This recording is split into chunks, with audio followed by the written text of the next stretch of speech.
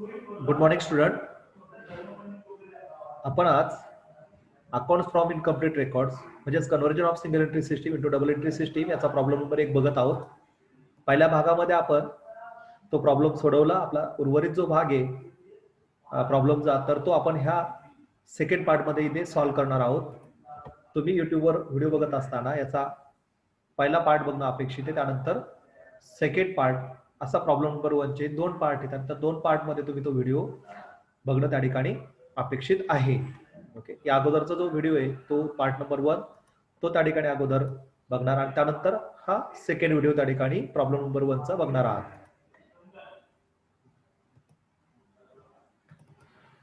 Okay friends, इथे मग आपण शेवटचा आयटम ट्रान्सफर करत होतो कॅश बुकचा. आपलं कॅरेज इनवर्ड झालं ते आपण घेतलं ट्रेडिंग अकाउंटच्या डेबिटला. पुढे ऍडव्हर्टाइजमेंट आपल्याला लिहायचं होतं. ऍडव्हर्टाइजमेंट कुठे लिहितो आपण? प्रॉफिट लॉस अकाउंटच्या डेबिटला. बघा, प्रॉफिट लॉस अकाउंटच्या डेबिटला टू ऍडव्हर्टाइजमेंट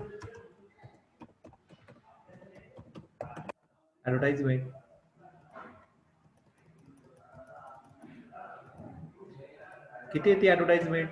ऍडव्हर्टाइजमेंटची अमाऊंट किती दिली आहे? ऍडव्हर्टाइजमेंटची अमाऊंट दिली आहे 330. Okay, 330.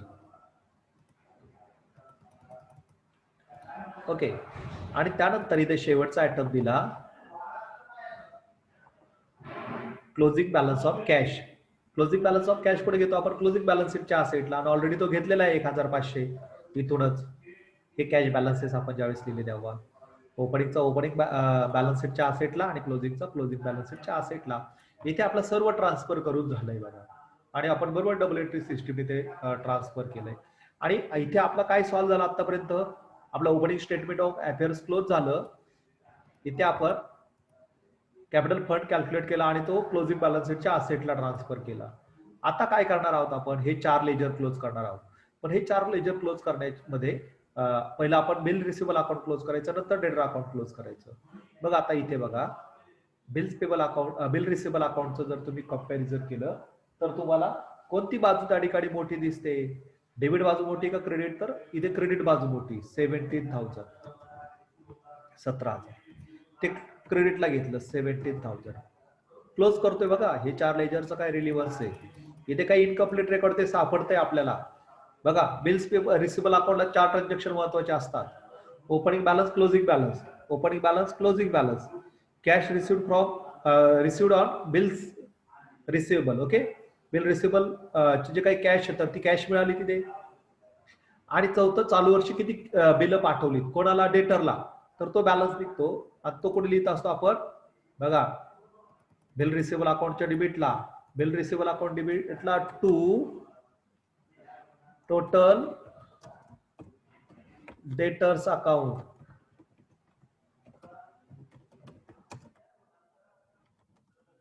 Into bracket bill receivable issued. ही बॅलन्सिंग फिगर निघाली इथे बघा. म्हणून आपल्याला डेटर अकाउंट अगोदर नाही क्लोज करायचं. इथं जी अमाऊंट येईल ती आपल्याला कुठे ट्रान्सफर करायची असते? टोटल डेटर्स अकाउंटला. मग 17,000 मायनस 4,000, इथे बॅलन्सिंग फिगर आली 13,000. इथे काय म्हटलं बघा आपण? टू टोटल डेटर्स अकाउंट, आणि टोटल डेटर्स अकाउंटच्या क्रेडिटला by total bills receivable account. Okay, आणि बिल रिसिवेबल इश्यूड.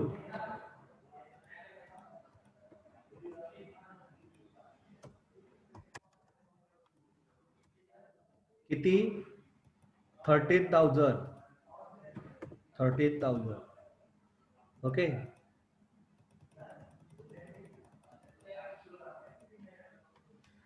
लक्षात येते का? लक्षात येते का? ओके, बघ आता टोटल डेटर्स अकाउंट आपण क्लोज करू. त्याची क्रेडिटची बाजू मोठी बघा. क्रेडिटची टोटल करा बरं, किती येते बघा, सांगाल मला? 65,500. ओके, 65,500 ही क्रेडिटची टोटल येते. ती डेबिटला लिहा. Okay.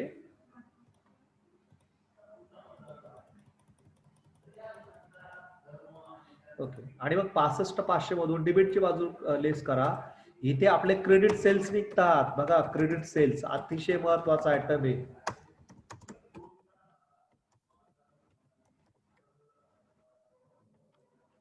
Balancing figure credit cells किती ते क्रेडिट सेल्स 53,500 53,500 क्रेडिट सेल्स निघाले. ते इथून उचलायचे. कुठे टाकायचे बरं सांगाल तुम्ही? इथून उचलून कुठे टाकायचे? कुठे टाकायचे? कुठे ट्रान्सफर करायचे? Where is to be transfer? Very good. Trading account. Trading account. Very good.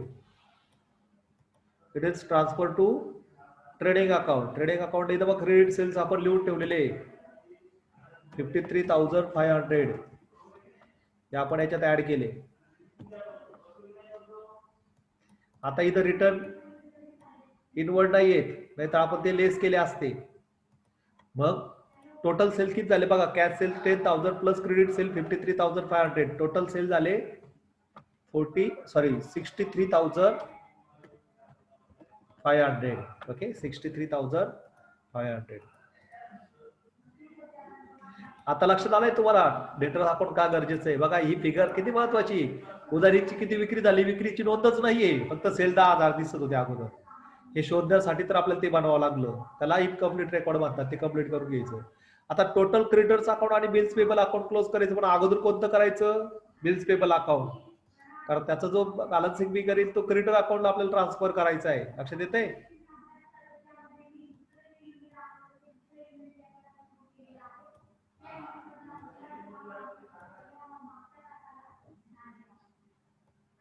Okay. मग आता बघा क्रेडिटची टोटल केली, सॉरी डेबिटची टोटल होईल अगोदर. डेबिट साइड मोठी आहे 9,500 9,500 9,500.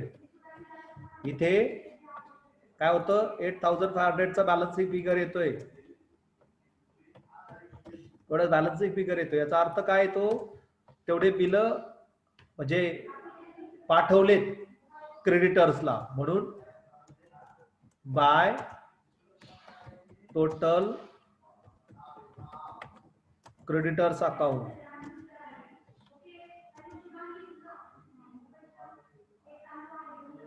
बिल्स पेबल, बरोबर ना? जे काही बिल आहेत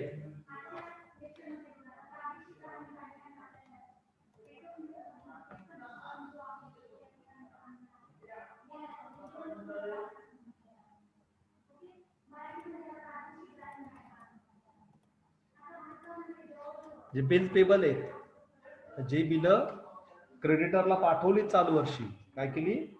क्रेडिटरला पाठवली, इश्यू केली तेवढी बिल काय केली? बिल काय केली? तेवढी इश्यू केली.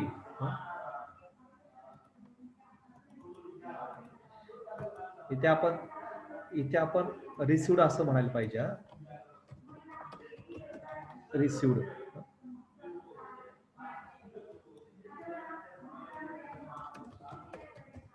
आणि याला काय म्हणू आपण? इश्यूड म्हणू. बिल पाठवली, ही बिल आलेली इनडेटर कडून आलेली बिल आहेत.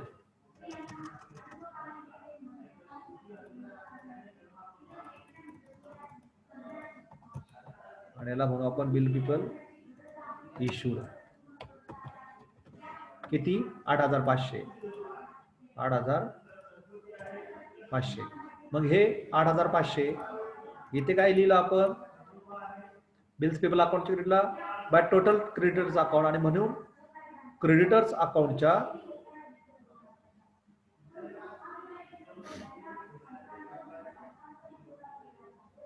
बरोबर ना? बरोबर आहे.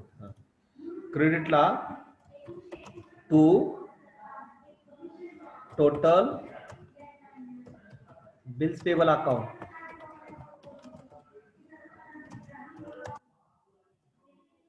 Bills payable issued, bills payable issued. किती ते? 8,500. 8,500 8,500. आणि मग आता इथे आपल्याला काय करायचं, इथे काय करायचं, क्लोज करायचं total creditors account. Total creditors अकाउंटची क्रेडिटची टोटल मोठी येते. किती येते बघा बरं, ती किती येते,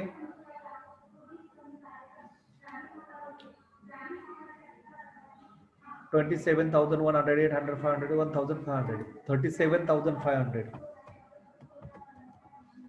सॉरी 37,100. ओके, ते क्रेडिटला लिहिले 37,100. आणि मग टोटल क्रेडिटर्स कडून किती परचेस झालं त्याला आपण क्रेडिट परचेस म्हणतो. ते बॅलन्सिंग फिगर निघणार by credit purchases. Credit purchases 37,100 मधून 9,000 गेले, 9,000 गेले. किती राहता बॅलन्सिंग फिगर 28,100.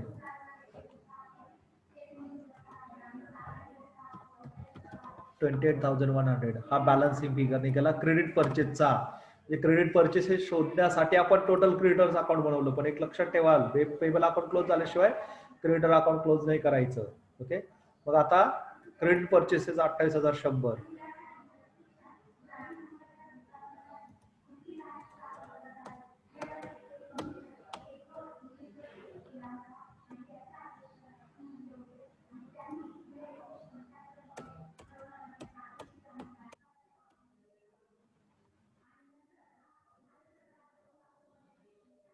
आणि मग आता हे क्रेडिट परचेसेस आपण इथे लिहिणार. आता तुम्हाला ह्या प्रॉब्लेम मध्ये कॅश परचेसेस दिलेलेच नाहीये, कॅश दिलेलेच नाहीये प्रॉब्लेम मध्ये. कॅश परचेसेस कुठे असतात, कॅश बुकला असतात. क्रेडिट बघा, कॅश परचेस दिलेलेच नाही आणि क्रेडिट परचेस आपण आता कॅल्क्युलेट केले. क्रेडिट परचेस आपण आता कॅल्क्युलेट केले. किती 28,100. इथे 28,100.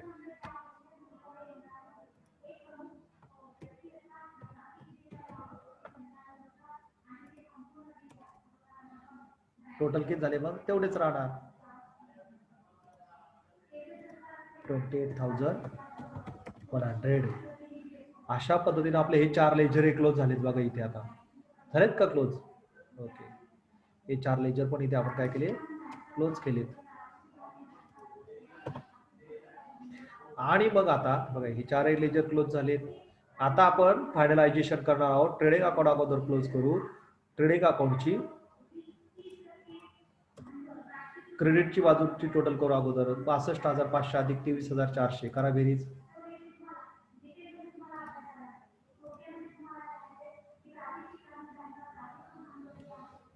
86,900. 86,900. 86,900. आणि मग त्याच्यातून डेबिट बाजू मायनस केली, इथे येईल आपला to gross profit. Gross profit किती येतो बघा. Gross profit 27,850. Very good. 27,850 हा आपला ग्रॉस प्रॉफिट. हा उचलायचा आणि कुठे लिहायचा, प्रॉफिट लॉस अकाउंटच्या क्रेडिटला. 27,000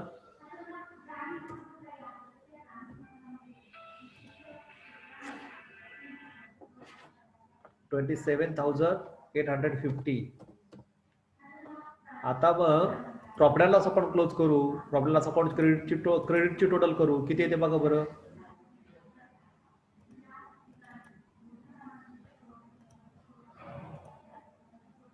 27,850 अधिक 4,850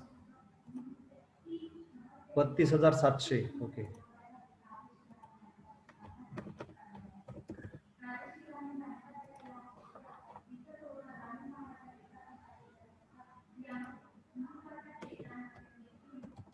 आणि मग त्याच्यातून डेबिट बाजू मायनस करायची. इथे आपला नेट प्रॉफिट येईल.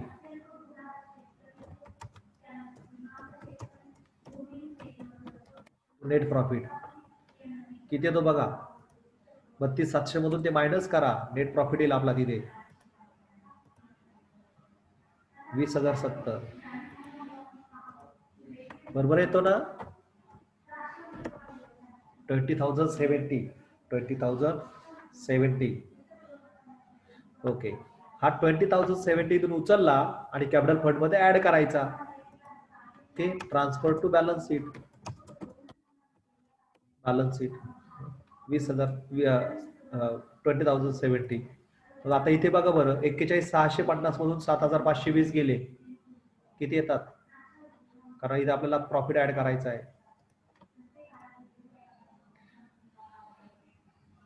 सांगाल इथे 41,650 मधून 7,520 गेले,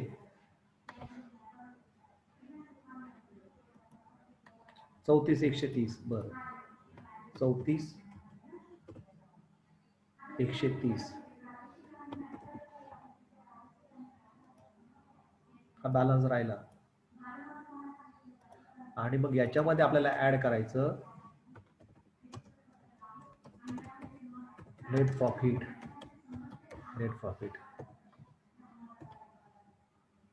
नेट प्रॉफिट किती येतोय आपला? नेट प्रॉफिट किती आलाय? 20,070. 20,070. आणि मग तो ऍड केल्यानंतर किती येतो मग? 34,130 अधिक 20,070, 54,200, 54,200. आणि मग अशा पद्धतीने आपला बॅलन्स शीट क्लोज करून टाका. बघा बरं किती येते टोटल? 55,900. 55,900. बघा असेटची पण येते का तेवढी? असेटची पण येते का तेवढी? 55,900.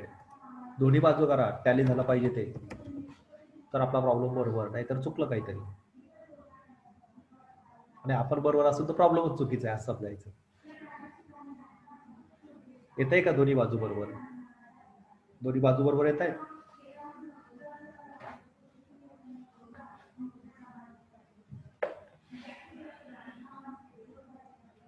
ओके, प्रॉब्लेम समजला?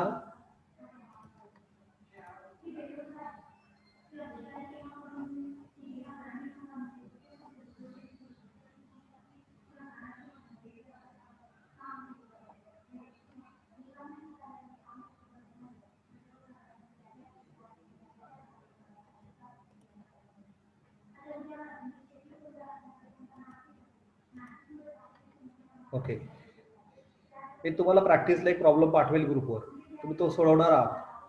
आणि उद्याच्या लेक्चरला मी प्रॉब्लेम दिल्यानंतर हे स्टेटमेंट ब्लँक फॉर्मॅट तुम्ही बनवूनच ठेवायचे समोर. Statement of affairs 4 ledger. कोणते 4 ledger? Total debtors account, total bills payable, bill receivable account, total creditors account, total bills payable account आणि financial statement, trading account, profit loss account आणि balance sheet. Okay, मग इथे आपण थांबतो आहोत. Problem समजला तुम्हाला?